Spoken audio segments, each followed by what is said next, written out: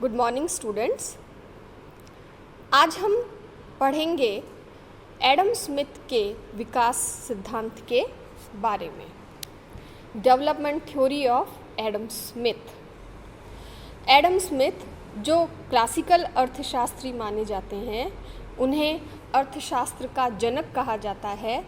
उनकी पुस्तक जो बहुत प्रसिद्ध हुई थी 1876 में प्रकाशित थी, an inquiry into the natural and causes of wealth of nation. उन्होंने प्रमुख आर्थिक समस्याओं के संदर्भ में उस पुस्तक में लिखा। स्मिथ ने आर्थिक विकास के बारे में व्यवस्थित सिद्धांत प्रतिपादित नहीं किया, लेकिन बाद के जो अर्थशास्त्री थे उन्होंने उनके विचारों को सुव्यवस्थित सिद्धांत का रूप देने का प्रयास किया। एडम स्मिथ के विकास के संदर्भ में जो विचार थे उन्हें हम पॉइंट टू पॉइंट लेने का प्रयास करते हैं। सबसे पहले उन्होंने विकास के सिद्धांतों को प्राकृतिक नियम के रूप में लिया। आर्थिक मामलों में एडम स्मिथ प्राकृतिक नियम में विश्वास करते थे।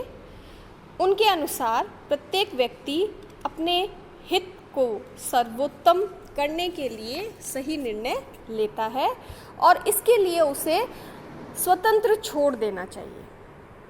उनका ये मानना था कि उद्योग और वाणिज्य में सरकार का हस्तक्षेप नहीं होना चाहिए। वे स्वतंत्र व्यापार के समर्थक थे और आर्थिक मामलों में पूर्ण स्वतंत्र नीति के भी वो समर्थन में थे। वो अदृश्य हाथ की बात करते थे कि अर्थव्यवस्था अपने आप जो है वो संतुलन में आ जाती है। इसी तरह उन्होंने पूंजी संचय पर बल दिया। इस बारे में उनके विचार थे कि आर्थिक विकास के लिए पूंजी के संचय की बहुत ज़्यादा आवश्यकता होती है। देश में एक बार आर्थिक विकास की प्रक्रिया प्रारंभ हो जाए तो मंदी की बाधा जो है वो समाप्त हो जाती है और बेरोजगारी की चिंता ही नहीं रहती। स्मिथ ये मानते थे कि मजदूरी कोष बनाया जाना चाहिए।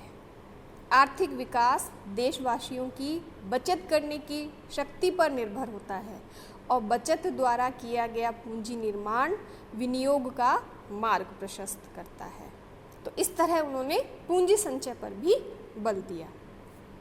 इसी तरह वो मानते थे कि बाज़ार में जो है व्यापार मुक्त व्यापार होना चाहिए। देश के विकास के लिए उन्होंने मुक्त व्यापार का समर्थन दिया। मुक्त व्यापार साहस तथा प्रतिस्पर्धा के होने पर ही आर्थिक विकास संभव हो सकता है। अंतर्राष्ट्रीय क्षेत्र में स्वतंत्र व्यापार की प्रथा को अपनाया जाना उन्होंने उचित माना। उनका मानना था कि मुद्रा व्यवस्था में स्वर्ण मान को अपनाया जाना चाहिए, जिससे आयात और निर्यात में कोई प्रतिबंध नहीं आएगा और अर्थव्यवस्था स्वयं संचालित हो जाएगी।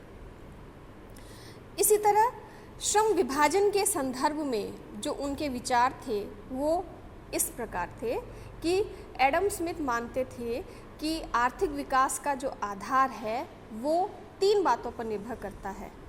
आर्थिक विकास उत्पादन के ऊपर निर्भर करता है, वो 3 बातों पर निर्भर करता है।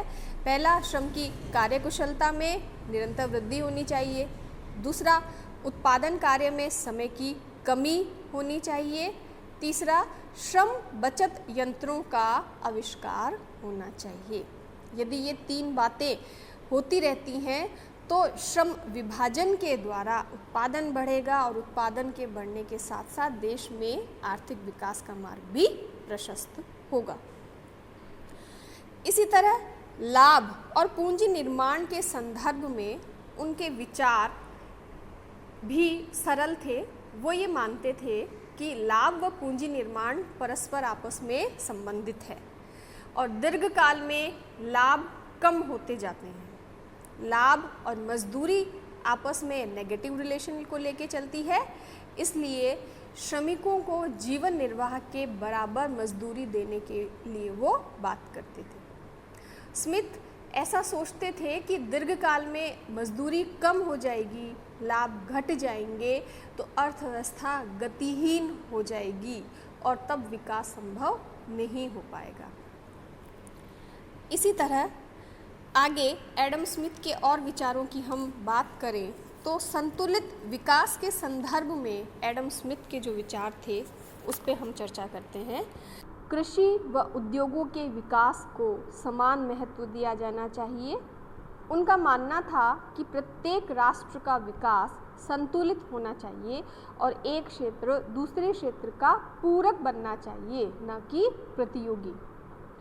उनका तर्क था कि विकास की प्रक्रिया संचयी होती है। कृषि के विकास के लिए अन्य संबंधित उद्योग स्थापित होते हैं। तकनीकी ज्ञान का विकास, पूंजी संचय, बाजार विस्तार, श्रम विभाजन, ये सब संभव हैं आपस में, इनका आपस में रिलेशन है। इसी तरह निर्बाधवाद नीति पर उन्होंने जो है बल दिया। स्मिथ का मानना था कि विकास के लिए निर्बाधवाद की नीति बहुत ज़रूरी है, क्योंकि निजी क्षेत्र के स्वतंत्र विकास से ही देश का विकास संभव हो सकता है। जनसंख्या वृद्धि के संदर्भ में जो स्मिथ थे उनका ये मानना था कि प्रकृतिवाद व आशावाद का सिद्धांत वो अपनाते थे। वो मानते थे कि जनसंख्या जब कभी अधिक होगी तो मृत्यु दर भी बहुत ऊंची होगी और मृत्यु दर के ऊंचा होने के कारण जनसंख्या का स्तर फिर से संतुलन में आ जाएगा। इसके बावजूद वो ये भी मानते थे कि जो निम्न कोटि के व्यक्ति हैं, जो जनसंख्या बढ़ाते रहते हैं, उन पर नियंत्रण होना अनिवार्य है। इस प्रकार हम देखते हैं कि इस सिद्धांत के जो प्रमुख गुण हैं वो हैं कि एडम स्मिथ ने पूंजी के विकास पर बल दिया। उन्होंने संतुलित विकास का समर्थन किया श्रम विभाजन के आधार पर। निर्बाधवाद की नीति को उन्होंने अपनाया। वो ये मानते थे कि जो विकास है वो नीचे से, जो एग्रीकल्चर लेवल है, नीचे का लेवल है, कृषि विकास के आधार पे औद्योगिक विकास और ऊपर तक का विकास, नीचे से विकास प्रारंभ होना चाहिए। उन्होंने बचत को महत्व दिया, इसलिए मितव्ययता की नीति भी उनके सिद्धांत का गुण कहा गया। अब हम बात करते हैं इस सिद्धांत की कुछ कमियों की। उन्होंने राज्य के हस्तक्षेप का जो है विरोध किया था। उन्होंने राज्य के हस्तक्षेप को नकारा, जबकि आजकल सभी जो अर्थव्यवस्थाएं हैं वो कल्याणकारी अर्थव्यवस्थाएं होती हैं और सरकारों का हस्तक्षेप, राज्य का हस्तक्षेप अनिवार्य रूप से होता है। इसलिए इस बात पर उनकी आलोचना की जाती है। स्मिथ का विचार था कि विकास में सब वर्गों को लाभ होता है, जो बाद में मार्क्स ने ही गलत सिद्ध कर दिया। तो इनकी इस गलत धारणा पे उनकी आलोचना की जाती है। उनको जो गतिहीन अर्थव्यवस्था के संदर्भ में जो उनके विचार थे उसके बारे में भी उनकी आलोचना की गई।